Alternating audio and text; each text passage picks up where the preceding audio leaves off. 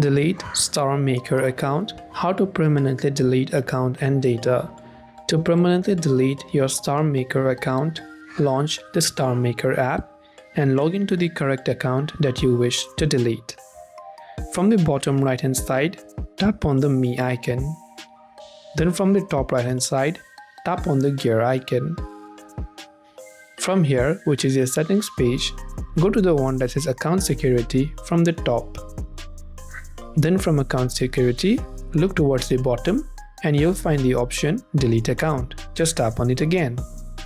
Here it will ask you for a confirmation that if you delete your account, all of the disclaimer and what you need to do to meet the following requirements to delete your account, then you have to just tap on the continue button from the bottom of the screen.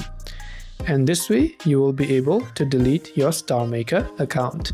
I hope the video helped you out. If you have got any further questions, feel free to leave them down below. Thank you for watching till the very end and see you soon in the next video.